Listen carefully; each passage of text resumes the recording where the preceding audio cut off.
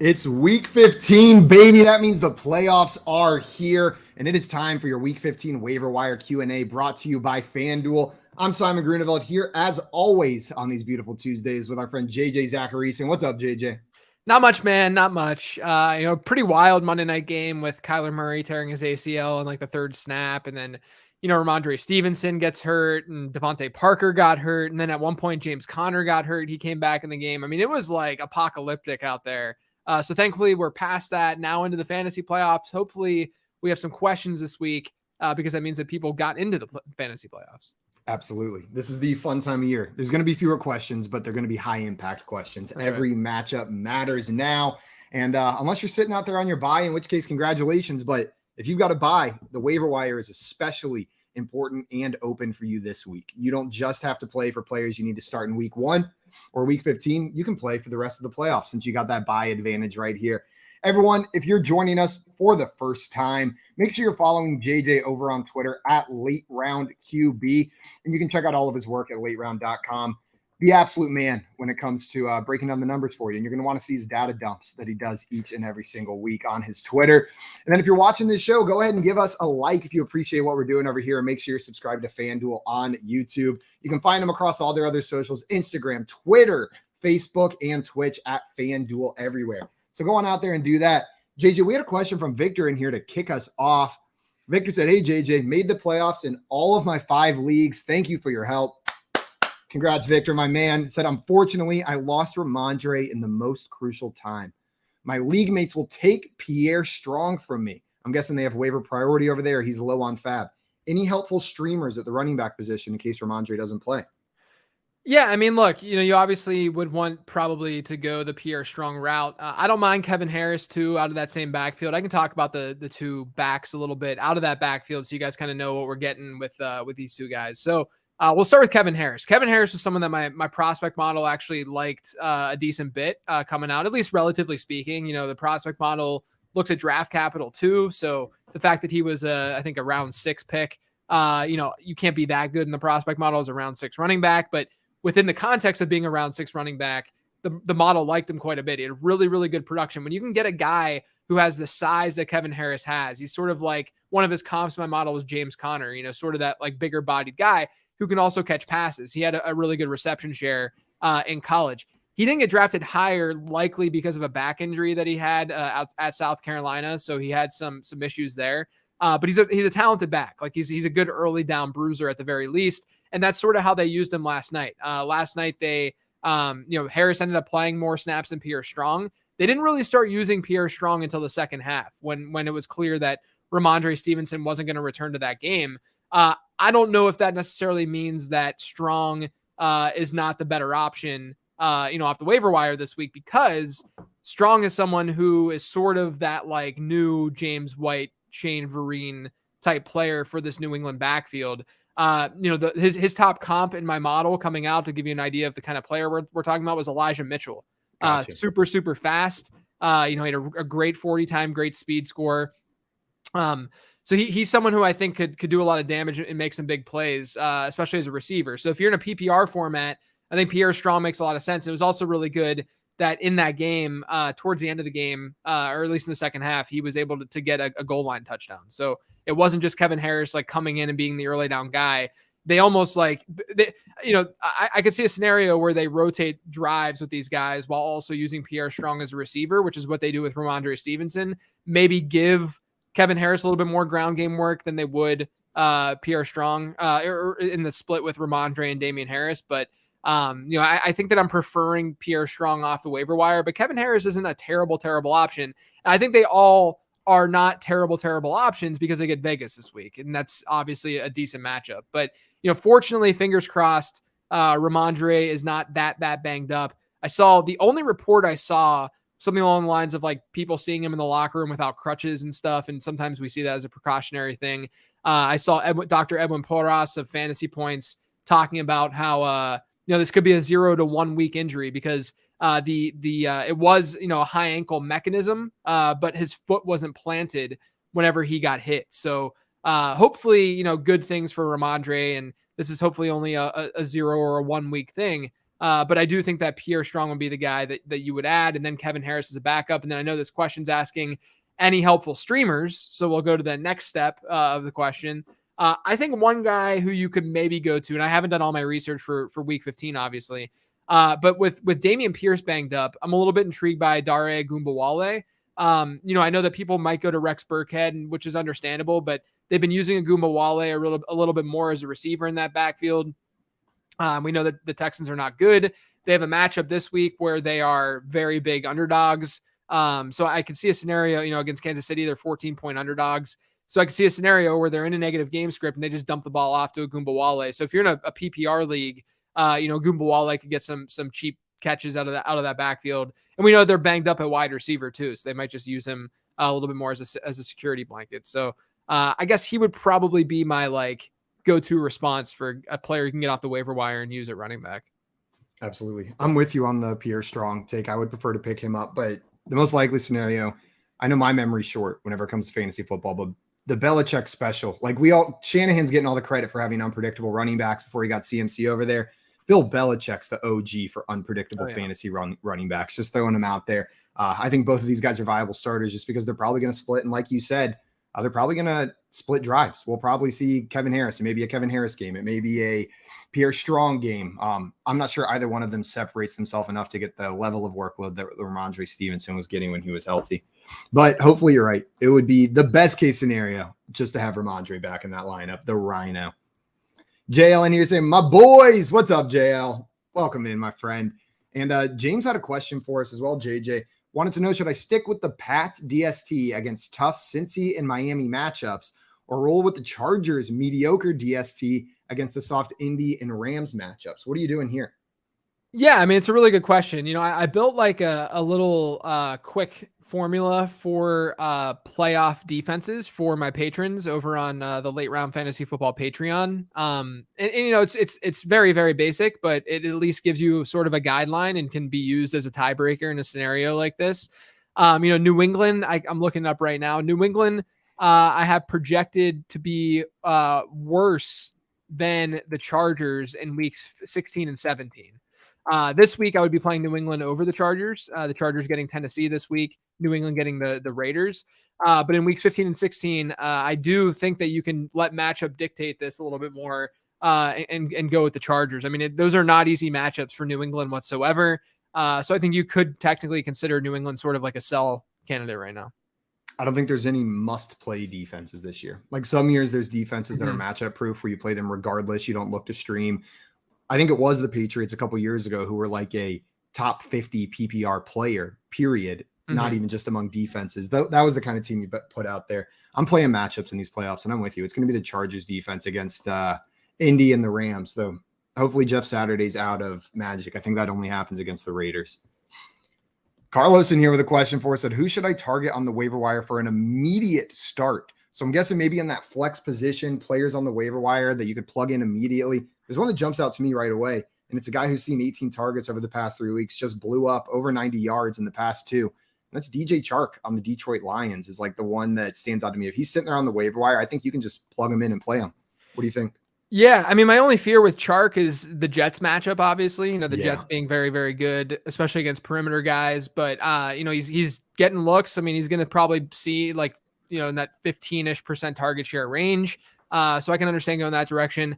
I'm going to go in that same game, actually. I think Elijah Moore is someone who, you could go to with Corey Davis in concussion protocol right now. He had that head injury against Buffalo. They get Detroit. Detroit's not been great against the slot either. And Elijah Moore is going to be playing a lot in the slot. Coming off a game where he had 10 targets, a 22.7% target share, which was a season high for him. I could see a scenario where Elijah Moore, has a decent day in week 15. And Mike White, I think, is a decent streamer too against Detroit. Detroit is the top matchup in adjusted fantasy points allowed to quarterbacks. And then on top of that, if you look at what Mike White has done in his 3 starts, last week wasn't that good, but it was a tough matchup against Buffalo, and his 2 other matchups against Chicago and Minnesota, 2 pretty good matchups. He came through. He had good fantasy days, so I could see that happening against Detroit. So you could go with the Mike White, Elijah Moore special if you wanted to. There we go. Is it still Elijah Moore as a start if Corey Davis clears concussion protocol and comes back, or is this just if Corey Davis is out play? I think it's more so if Corey Davis is out. I mean, it's got to be a deeper league if you're going to play Elijah Moore with Corey Davis, because Davis has been playing ahead of him. I mean, he's been the number 2 wide receiver on that team. Elijah Moore's been the 3. Moore finds the field a lot because in 11 personnel, he'll play the slot, which is why his slot snap rate is so high. But I think if Corey Davis is in, I'd probably like Davis more than Elijah Moore straight up. But I'm not really anticipating it just because we've seen these concussions in these situations. I think it was a confirmed concussion for Corey Davis, but we've seen these concussions this season basically derail a player for at least a week. I mean, Joe Mixon, he was out for 2 weeks. They're taking it more seriously, thank goodness. And so, these players are taking a rest for a week whenever they do indeed get concussed. Sometimes they play, it's still possible, but I'm leaning a lot more towards Elijah Moore being the dude at the number 2 spot and Corey Davis sitting out. Absolutely. ETN Science and many things out of question in here. Guys, if you've got start-sit questions, we're going to prioritize waiver wire, but we can hit some of these. Just know we haven't gone through our full research and matchup research for the weeks yet. But the question from ETN in here wanted to know, who would you start in the flex? Rachaad White, Josh Palmer, Treylon Burks, or DJ Chark? So we got Rachaad White, Josh Palmer, Treylon Burks, and DJ Chark. Do any of those names stand out to you, JJ? Yeah, look, I haven't done my research totally at all yet for this week, but DJ Chark, really tough matchup against the Jets. I think I'm going to put that aside. Treylon Burks coming off that injury, not a horrible matchup against the Chargers, but I'm probably not going to go with Treylon Burks there. Josh Palmer with Michael Williams back doesn't have the same allure, so I think that you're just kind of stuck with Rachaad White as the play here. He saw more work on the ground. Lenny saw more work through the air. There's a little bit of fear there because if there is a negative game script against Cincinnati, which is very, very possible, given the fact that Cincinnati is a favorite in this game, if we do see a negative game script, then that's probably going to favor Leonard Fournette a little bit more than Rachaad White. But I think of these options, I think White probably makes the most sense because he has the highest touch floor. I'm with you. You're going to roll with Rachaad White. DJ Chark would be my second one out of this bunch, but if you can avoid Sauce Gardner and the Jets, then you avoid Sauce Gardner and the Jets and push Rachaad White out there. On that same note, though, Lean in here wanted to know who's better rest of season, Leonard Fournette, who's getting that receiving work, or Rachaad White. JJ, you're in the playoffs. You got to plug one into your lineup from now until the end of week 17. Who are you plugging in? Probably Rachaad White.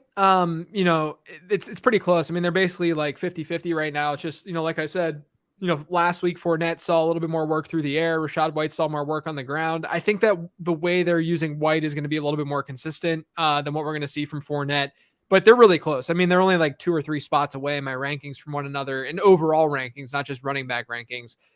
So I don't have a really, really strong preference here. I think it would be silly to have a really, really strong preference between those two.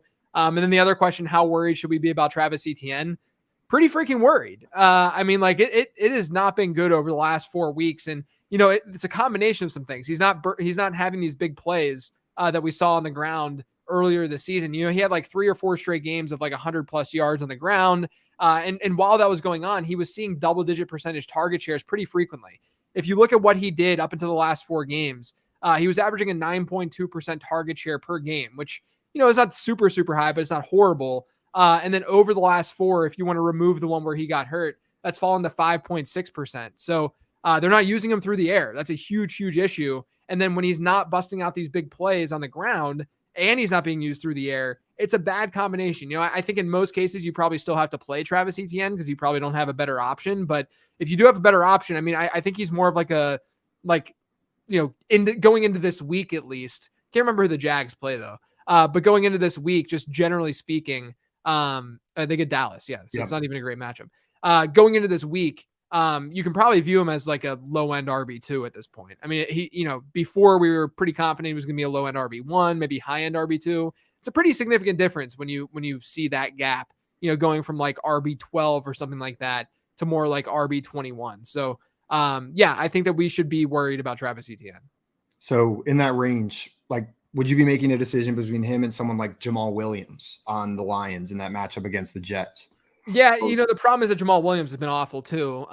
So that's that. I'd probably still go with ETN just because I he's going to play double the amount of snaps as Jamal Williams will. They're both goal line backs, but the Lions seem to find the goal line more than the Jags do. I would still go ETN in a scenario like that, but I think that there are cases like Isaiah Pacheco this week. Isaiah Pacheco going up against Houston, good game script, really good matchup. Are you playing Travis Etienne confidently over Isaiah Pacheco this week? And I think the answer to that is probably not. No. I really like realistically, this is sort of what I do from a process standpoint whenever I'm between these, a couple players like this.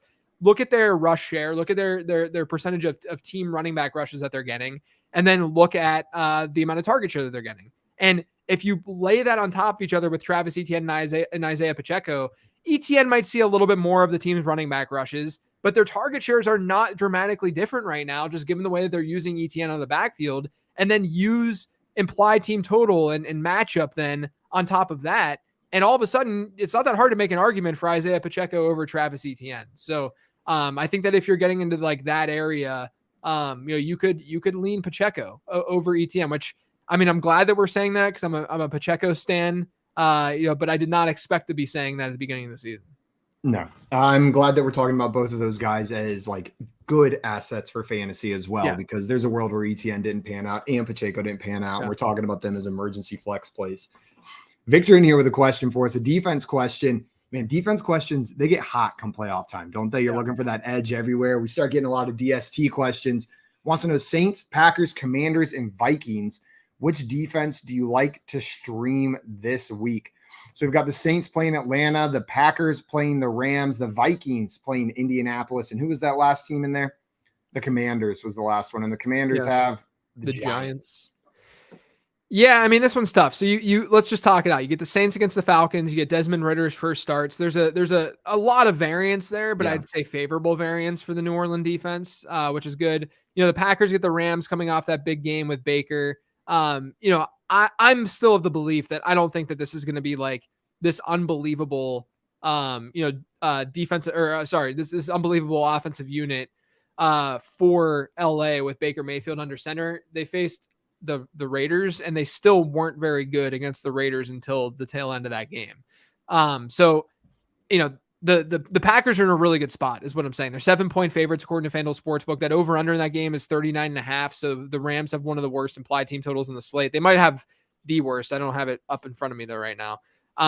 So actually I'm going to look at that just to make sure. They have the worst implied team total on the slate. It is 16.25. So the Packers are in a really good spot. Commanders against the Giants, obviously a decent spot, and they've been playing a little bit better defensively. The Vikings, they get the Colts, but the over under in that game is not that attractive for a defense. It's not like it's this like super low scoring game projected wise. Minnesota's defense just really is not that good. I think they're a decent enough streamer, but I think the other three defenses are better on paper than the Vikings. I think I'm going with the Packers in this. They're coming off a bye. They're going up against Baker. I know a lot of people are probably going to be like, oh, I don't want to play a defense against this Rams offense with Baker Mayfield. But again, look at what they did against Vegas. Arguably the worst defense in football, or at least one of the worst defenses in football. They didn't do that much until the end of that game. The Packers, like I said, they're at home. They're huge favorites. There's a sub 17-point implied team total for the Rams. So I think I'm going to lean the Packers here. That's where I was leaning as well. The Saints close behind right there. But if you can avoid those weird division games between the Saints and Falcons for a comparable matchup, I think like one that's just as good, I'm rolling that way as well. And you're right. Baker is still playing behind that Rams offensive line. He's still, his best wide receiver is Van Jefferson or Ben Skoranek. He doesn't have the weapons or the protection that he needs to find success. I'm not too confident in that Rams team with Baker. Yeah. It was cool. It was cool watching him win last amazing. Week. Like I freaking loved that. I'm not riding it for fantasy. I'm riding the other side here. We had a question in here from James. James said, I know this sounds crazy, but Geno versus the Chiefs over Hurts versus the Cowboys in week 16. So prepping for these playoff matchups. Would you pick up Geno Smith to play him over Jalen Hurts in week 16? So let me give you some perspective about matchups here, because I think this could be helpful, for a question like this. So I adjust my fantasy points allowed numbers. So obviously, every team allows some sort of number of fantasy points to the opposing position per game. And what I do is I take that and I adjust it for who they faced. And so I can see how many points above or below expectation that team performed versus their opponents. So Dallas, for instance, this year, Dallas, yes, they're good against quarterbacks. They're the second best matchup against quarterbacks. They've allowed 4.05 points to be scored under that quarterback's average, if that makes sense. So if a quarterback has gone up against Dallas this year and that quarterback typically scores 20 points per game, against Dallas, they're scoring 16 points per game. That's what that means. So now let's look at this in the context of Jalen Hurts. Hurts is averaging basically like 25.7 points per game or something like that. So imagine him playing against Dallas. That means that we would maybe expect him to score 21.7 fantasy points instead of his 25.7. Now, look at that 21.7 number and ask yourself, is Geno Smith going to get there? And the answer to that might be, yeah. I mean, like it's not unthinkable for him to get there, but that is above his average, I believe. And it's one of those scenarios too, on top of that, where not only does the math sort of add up to probably lean Jalen Hurts, but on top of that, if Jalen Hurts ends up going off in that game and Geno Smith only throws one touchdown, even though he has like 350 yards, you're going to beat yourself up for it because Jalen Hurts is the guy that you're going to want to put in your lineup. I understand the logic here. I don't think it's crazy to be asking this question. I think it's probably like a 60-40 thing, maybe 65-35 thing from Hurts to Geno Smith. I think it's relatively close, but I'm still going with Jalen Hurts over Geno Smith in this instance. Man, in the playoffs is when I cut off. That's when I stop being cute with my lineups. Like I don't play games. Jalen Hurts, you're 100% right. I look at it. What would I feel worse about? Would I feel worse about Jalen Hurts blowing up on my bench or him having 18 points in my lineup and Geno Smith blowing up on my bench? I'd much rather that second option. And Jalen Hurts has just been great. He's just been great all year. Yeah, he's got that rushing matchups don't matter for him. It doesn't matter. You can keep rolling him out there. Another matchup question, and this one about a player we talked about a little bit earlier, JJ. Would you start Fields versus the number 1 Philly defense or Mike White versus the number 32 Detroit defense? You were talking up Mike White's matchup a little bit as a potential streamer. Yeah, look, I like Mike White, but I think you have to start Justin Fields. I know the matchup isn't necessarily there, but with a guy like Fields who isn't necessarily a pocket passer, you're getting points via what he can do with his legs. And that is not necessarily going to be matchup driven as much. Obviously you want to have that ceiling if the matchup is there, and that's where you can get the ceiling, but Fields can give you a good floor. Fields' floor is probably similar to where Mike White's like 75th percentile outcome is, within this matchup. So I'm still going with Justin Fields. I'm going Justin Fields as well. And this Philly team has shown a couple times you can beat him on the ground. And luckily that's where Justin Fields does a lot of his damage. Carlos in here wanted to know, is Pierre Strong a strong pickup for a start with Damian Harris or Ramondre possibly out? So we touched on this at the beginning of the show, JJ. You prefer Pierre Strong in that backfield if you're picking someone up, right? I do, yeah. I think Pierre Strong is the add probably to Kevin Harris. There we go. Lean In had another question for us that have Geno and Goff versus tough matchups. Do you prefer Purdy, Mac Jones, Tannehill, Baker, or any other waiver wire garbage over them? 14-team league, so it's rough. Ouch. I won't tell Baker or Mac Jones what you called him. Lean in. Right. JJ, where are you rolling here? Yeah, look, Geno's a really tough play this week in San Francisco. I can understand going Tannehill here. I'm probably going to still have Geno ranked highest of this group, but I think Tannehill is semi-attractive enough against the Chargers. If Tannehill was in the same spot that he was last week against Jacksonville, I might say Tannehill, but I don't think the Chargers spot is good enough for me to confidently go that direction. So I think that you can stick with what you have. If Mike White's on the waiver wire, would you start Mike White against Detroit over either one of these guys? Maybe. That's a tricky one, right? Yeah, I might. Let's say, yeah, I would. Yeah. That's what I was thinking. I was just scrolling through the list and I was like, I think I might play Mike White over Geno Smith against those 49ers. They have not been fun to watch quarterbacks go against recently. RG in here with a question for us that have Kansas City DST. Week 17 against Denver is nice, but is it worth holding two defenses to lock one of these for week 16? Tampa Bay at Arizona, Tennessee versus Houston, or Denver at the Los Angeles Rams. So JJ, the Chiefs with Denver in week 17. Week 16, they do have the Seahawks. So I think that's the matchup they're trying to avoid. Would you just roll with Kansas City versus the Seahawks or pick up one of these other defenses? I think you can go with Tennessee against Houston. That was a transaction for me this week on my 15 transaction show. I think it makes a lot of sense. Just Houston's been struggling dramatically. So yeah, I would go Tennessee in that spot and then play Kansas City week 17. Maybe you get some more Driscoll out there versus the Tennessee Titans. I was not expecting to get to watch some Driscoll football this weekend. By the way, since this is a waiver wire show, Jeff Driscoll, everyone, he has tight end eligibility on Yahoo. And so if he ends up for whatever reason getting a start, like if they name him starter or something like that, he would end up probably being the best tight end option outside of Travis Kelce. If he does get a start, because you're getting quarterback points in your tight end spot. So if you have a roster spot that you can just kind of fill with a, whatever kind of play, I don't think that Jeff Driscoll is that bad of an idea.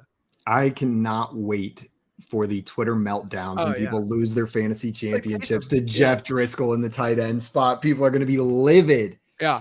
Speaking of tight ends, though, Chigoziem Okonkwo had a great game this weekend. 2 weeks in a row, he's done fairly well. Roboto wants to know, is he a real deal tight end one, a top 12 guy, or is this more of a situational start? Probably situational still, only because Austin Hooper's still running more routes than him. Treylon Burks was out this past week. I think that's given him a spike the last couple of weeks because Burks was out last week too in the middle of that game after he got concussed. So Treylon Burks is back this week. That's going to hurt Okonkwo a little bit.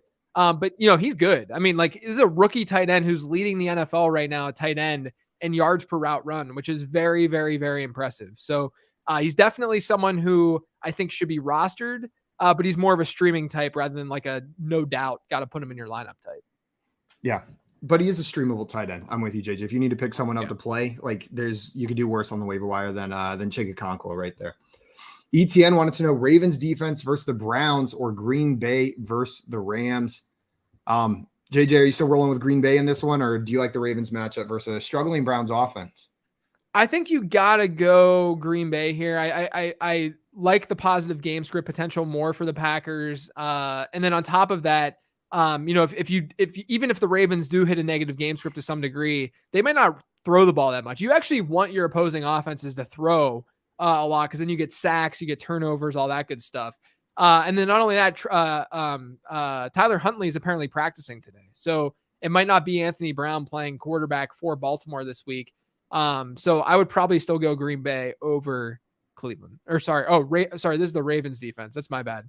I was thinking it was Cleveland's defense. The Browns defense are probably out there on the waiver wire. That's what I'm saying. Yeah, if any of you guys were thinking about Cleveland's defense, you can go that direction too. But yeah, I'm still going Green Bay against Baltimore just because the game environment is probably still better for Green Bay too. Absolutely. I'm rolling Green Bay as well. And Scampers wants to know, with the banged up Aaron Jones, would you start Dylan versus the Rams over Juju versus the Texans in that bad matchup? And JJ, I think it was you who put out the tweet earlier this week saying that only one team, it was in week 1, Michael Pittman is the only wide receiver to have a top 12 season or a top 12 week against the Houston Texans this season, right? It's true. Yeah, it's true. The difference is, I think, Kansas City is such a pass heavy team that I think that, it's not like Houston's secondary isn't like amazing. It's very average, but the reason that they look so good in fantasy is because teams are running the ball against them, which I do think Kansas City will likely have a more run heavy approach against Houston. But they are a very pass heavy team. And so I think Juju is still the play here. Absolutely. One more question in here from Carlos. Carlos wanted to know Zonovan Knight or Pierre Strong. So which one of these would you be prioritizing, JJ, on the waiver wire? I'd say Zonovan Knight. He's seeing his snap share is a little bit overstated. I mean, I think people think that he's a lot better and has a better role than he necessarily does. He played, I think, fewer than half the team snaps this past week with Michael Carter back, but even still, early down guy in that offense. I don't mind the game environment in that game, the Jets and Lions game. I think Knight is the guy over Pierre Strong, especially right now where we don't know exactly what's going on with Ramondre Stevenson. Zonovan Knight, even if that role isn't like lead dog, full workhorse role, his role seems a little bit more secure in this offense than Pierre Strong's is. So I'm rolling that way as well. Everybody who joined us this Tuesday, thank you so much for bringing your waiver wire questions, and best of luck in your fantasy football playoffs. Before we hop off, though, if you guys are not already following JJ, truly go and fix that right now. He's on Twitter at the Late Round QB, and throw a like on this video. We will be back next week at the same time. JL will be up here with JJ answering your waiver wire questions for week 16. So after you win this week, come on back with the questions you got then. Until next Tuesday, we are out of here. Adios, everybody.